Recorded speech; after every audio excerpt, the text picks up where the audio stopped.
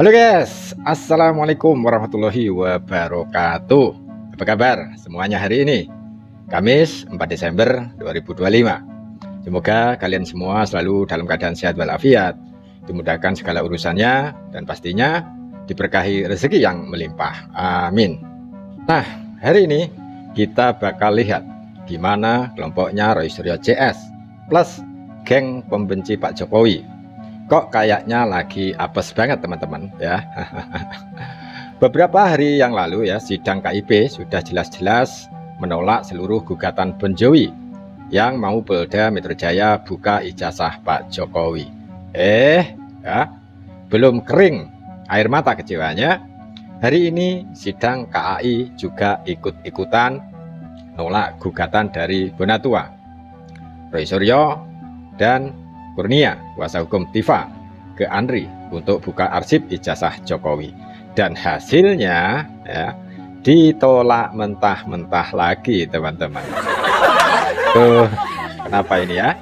Kok kayak lari maraton tapi finishnya selalu mentok di tembok ya. Jangan-jangan kalau nanti mereka ikut sidang sebagai tersangka, jangan-jangan hasilnya juga kalah dan nyangkut di sel. Astaga, 12 tahun penjara teman-teman, 12 miliar dendanya ya. Maaf nih ya, bayanginnya saja udah bikin gimana gitu ya. Belum selesai sampai situ, kita juga lihat reuni 212 kemarin. Kok kayaknya ini rasanya agak sepi peminat ya. Dari tahun ke tahun jumlahnya kayak sinyal di basement melemah terus ya. Yang lucu, Bang Refli Harun naik panggung dan teriak-teriak makzulkan Gibran. Astaga, slogan lama, kasetnya kayak belum diganti. Makzulkan Gibran, adili Jokowi. Tapi buktinya mana ya? Kalau cuma modal teriak, saya juga bisa ya teman-teman ya. Makzulkan tukang parkir karena naruh motor miring. Dan terakhir nih yang paling seru, isu bandara ilegal yang kemarin ramai banget teman-teman. Ternyata malah disekakmat sama pendukung Pak Jokowi. Yang awalnya mau nyerang malah jadi mental balik. Catur 7 langkah tapi bedanya ketelan sendiri ya. Jadi fix teman-teman, video hari ini gurih banget ya, cocok buat yang suka lihat drama politik tapi dengan bumbu komedi. Oke, tanpa banyak bacot lagi, kita langsung tonton videonya sampai habis. Gaskan.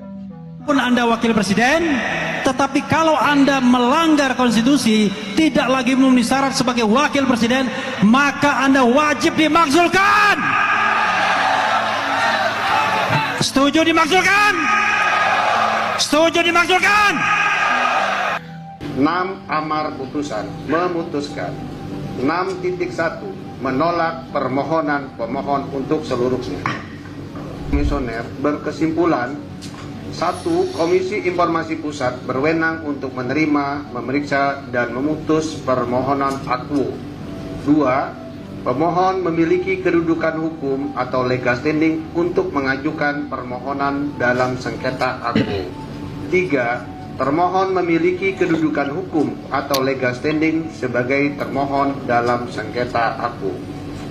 4. Batas waktu pengajuan permohonan penyelesaian sengketa informasi publik telah memenuhi ketentuan jangka waktu sebagaimana diatur di dalam Undang-Undang KIP, Peraturan Komisi Informasi tentang Standar Layanan Informasi Publik, dan Peraturan Komisi Informasi tentang Prosedur Penyelesaian Sengketa Informasi Publik. 6. Amar putusan memutuskan 6.1 menolak permohonan pemohon untuk seluruhnya. 6.2 menyatakan informasi berupa 1. Salinan dokumen ijazah atas nama Joko Widodo untuk pencalonan Presiden Republik Indonesia periode 2014-2019 yang diarsipkan di Andri. 2. Salinan dokumen ijazah atas nama Joko Widodo untuk pencalonan Presiden Republik Indonesia periode 2019-2024 yang diarsipkan di Andri. 3. Berkas-berkas verifikasi yang dilakukan oleh KPU. 4. Serah terima dokumen dari partai pengusung kepada KPU. merupakan informasi yang belum dikuasai atau didokumentasikan oleh termohon. Sebenarnya kami sudah memprediksi majelis akan seperti ini dari awal. Pasti yang kami katakan, kami akan melakukan proses hukum lebih lanjut. Iya. Cukup ya? Iya, baik. Jadi kami belum bisa terima. Baik, ya. Saudara termohon, ada yang mau sampaikan?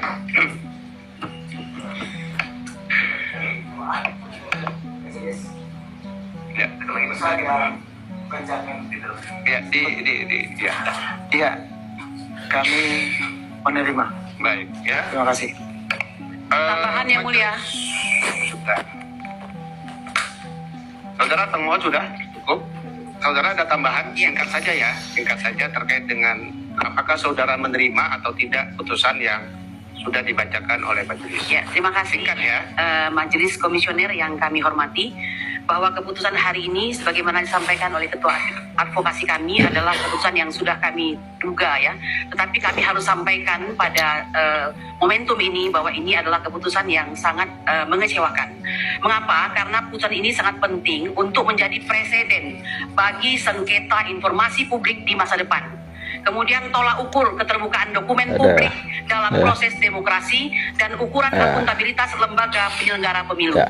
Kami sebenarnya berharap banyak karena KIP ini dari sekian banyak pemantauan kami merupakan benteng terakhir daripada perjuangan ini. Baik. Dan tentu saja ini sangat mengecewakan. Baik, tapi tentu silakan. saja kami tidak ada lagi yang bisa dilakukan kecuali menerima dan mungkin akan melakukan upaya lainnya. Terima kasih. Majelis akan membacakan ketentuan yang sudah cukup ya, Artinya poinnya sudah bisa diterima. Intinya kan saudara sudah cukup. Saudara sedikit boleh dong, sedikit, paling setengah 30 detik aja, boleh kan? Poin aja ya, baik. Oh iya, ya. Poinnya hanya persoalannya nanti di akhirat aja nanti. Bagi siapa? Wayangnya juga dibawa aja Pak Roy, saya nggak tertarik juga bawa panci untuk show ini. Sama-sama menantikan lah hasilnya gimana, karena kan proses hukum sedang berjalan. Mudah-mudahan apapun yang terbaik, wayangnya juga dibawa aja Pak Roy, saya nggak tertarik juga bawa panci untuk show ini. Ini ngaco ini. Hoax kok dipercaya. Aduh, kualitas berbicara kok masih percaya hoax. Nanti gantian. Baca lah putusan pengadilan segala itu hoax itu kayak gitu masih percaya. Aduh, Kan tadi kasihan. Kasihan udah gajah ini udah kasihan bener nih. Nggak percaya hoax ini benar-benar jatuh ini. Ini jatuh. Pak Roy mau nyenggol orang, Pak Roy disenggol jangan ngomong dong. Nggak ada yang gitu. Dudi Purwagandi ini kan bendahara TKN Jokowi 2019, Pak Menhub. Maka kita melihat kepentingan beliau ini mengamankan kebijakan pemimpinnya terdahulu, pemimpinnya Jokowi. Saya melihatnya di situ aja, analisis saya. Masuk akal dong. Ya, ini Bang, begini Bang, tunggu dulu Bang, saya klarifikasi dulu Bang. Ini sangat tendensius. Pak Dudi, sangat tendensius. Gini, saya dulu Bang. Kenapa begini? Ini Pak Dudi, tim pemenangan Pak Jokowi 2019, betul ya? Betul. Saya tidak familiar dengan nama beliau. Ya, Bendahara. Jadi begini Bang, ya presiden siapapun, baik itu Presiden Jokowi, Prabowo, walaupun kita mundur ke Presiden SBY, mereka bisa membuat program sebaik mungkin untuk rakyat. Tetapi kalau pembantu-pembantunya tidak bisa bekerja dengan benar, melakukan hal-hal dengan benar sesuai undang-undang, tentunya itu belum tentu bisa juga jadi salah presiden. Makanya ada reshuffle. Paham ya Bang ya? Jadi apapun yang terjadi di negara ini, jangan berharap presiden itu paham 100%. Ya kalau begitu Karena kita harap Pak presiden Prabowo juga- segera meresapel Menteri Perhubungan saja. Ya kan begitu, Itu karena saja. memang kawasan Betul. Ibit Morowali ini sudah menjadi polemik bagi bangsa ini. Betul. Kan itu persoalannya. Banyak masyarakat mengeluh, pejabat mengeluh tidak bisa mengakses kawasan ini, terlalu eksklusif. Berarti kita sepakat ya, belum tentu salah presiden dong, berarti kan? Ya Sepakat belum ya? tentu. Sah loker gitu katanya Mas. Akan segera kita siapkan. Jadi ketika saya dilantik, kementerian pertama yang saya kunjungi dan saya beri arahan itu adalah Kementerian Pendidikan. Di situ saya sampaikan pentingnya belajar AI dan coding. Waktu itu warga masyarakat masih belum paham apa ini pentingnya AI dan pelajaran coding. Oh, coding emangnya nanti anak-anak mau diarahkan jadi programmer, tidak. Jadi arahnya adalah bagaimana kita bisa menciptakan critical thinking dan juga cara berpikir komputasi ke anak-anak sedini mungkin. Dan ya alhamdulillah ide kami diakomodir oleh Pak Menteri dan sekarang kan menjadi mata pelajaran pilihan di sekolah-sekolah. Itu di level apa Mas Gibran? Dari SMK ke bawah. Oh, SMA, SMK dan ke bawah. Nanti akan kita ajarkan sedini mungkin. Tapi gimana nih Mas, maksudnya bersiap untuk AI sementara cari kerja aja banyak yang kesulitan gitu, banyak yang ngeluh susah loker gitu katanya Mas. Akan segera kita siapkan SDM sekolah-sekolah yang nanti ke depan bisa menjawab tantangan zaman. Jadi jangan sampai apa yang dipelajari di sekolah beda dengan apa yang dibutuhkan di dunia industri. Jadi sekolah vokasi, kampus-kampus ini nanti harus beradaptasi dengan kemajuan zaman yang ada. Bagaimana tanggapan dari tim kuasa hukum dengan adanya putusan? Iya, kami kecewa, yang mana jelas kalian tiap hari mengikuti persidangan dan sudah tahu kan seperti apa persidangan itu. Nah, memang begitu, seolah-olah tegar hakim-hakimnya berakhir seperti ini. Ini sudah terbiasa pada masa-masa akhir-akhir ini, ya kan? Kami sangat kecewa karena fakta-fakta persidangan, ahli-ahli itu semua mendukung bahwa ada memang pelanggaran kelalaian yang dilakukan oleh Andri. Bahkan ada dibacakan tadi pasal pidananya dan sebagainya, ya kan? Pasal 84, pasal 84 dan 88 dibacakan, ya kan? Bahwa itu ada sanksi pidana. Apalagi dokumen ijazah yang 2014-2015 itu jelas adalah dokumen statis yang sudah tidak digunakan kembali, yang seharusnya disimpan oleh Andri ternyata tidak disimpan oleh Andri. Dan rujukan di dalam proses-proses sebelumnya itu rujukan pada keputusan KPU yang sudah dibatalkan. Bagaimana rujukan-rujukan dalam proses itu merujuk ke suatu putusan sudah dibatalkan, tapi putusannya malah dengan menolak kami.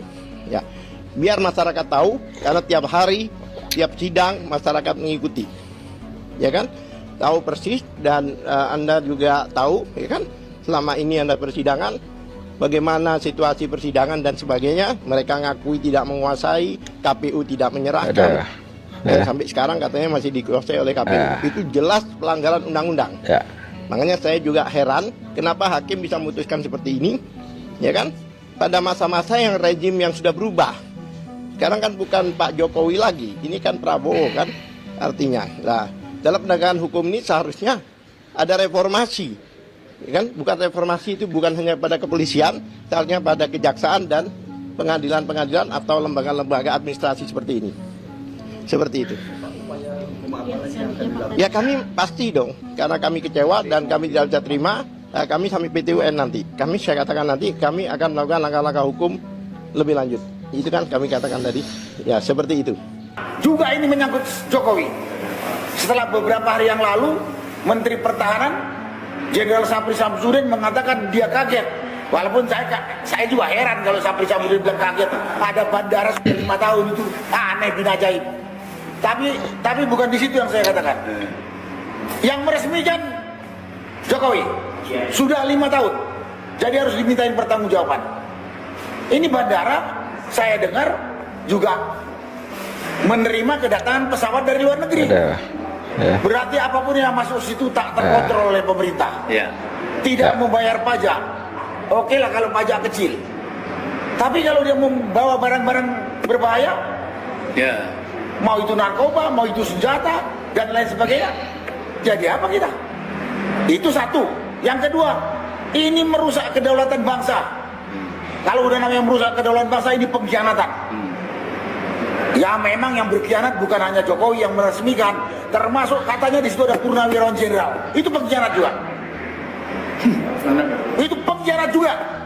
Kalau katanya di IMIP itu katanya ada pensiunan jenderal yang berada di perusahaan itu dan mengetahui ini itu. bandara ilegal yang tidak dikelola oleh Departemen Perhubungan, Bea Cukai, Imigrasi kita. Wah, itu pengkhianatan. Wah, ini dosa besar nih. Jadi di samping Jokowi juga harus mempertanggungjawabkan, begundal di dalamnya juga harus diusut. Nah, karena itu Pak Prabowo harus usut ini. Ini penghinaan kepada bangsa, merusak kedaulatan.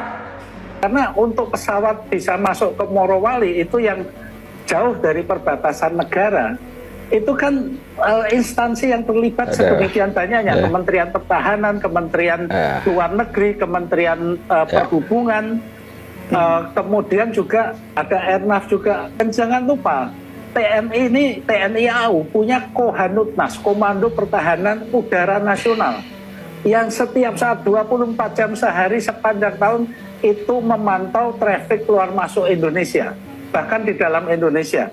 Begitu ada yang melanggar wilayah Indonesia, masuk tanpa ada izin, tanpa ada identitas yang jelas, itu langsung pesawat-pesawat tempur kita itu dimobilisasi. Kalau sampai ini bisa lewat, berarti Kohanutnas nggak berfungsi juga kan? Oke teman-teman, itu dia beberapa potongan video untuk hari ini ya. Semoga bisa menghibur, bikin kalian senyum, dan minimal ngilangin penat sedikit ya. Kalau kalian suka dengan konten ini, jangan lupa tekan tombol like-nya, share ke teman-teman kalian. Tinggalkan komentar di bawah, dan pastinya aktifkan lonceng notifikasinya, biar kalian gak ketinggalan update terbaru dari Maret 27. Terima kasih sudah nonton sampai akhir. Sampai ketemu di video berikutnya. Wassalamualaikum warahmatullahi wabarakatuh.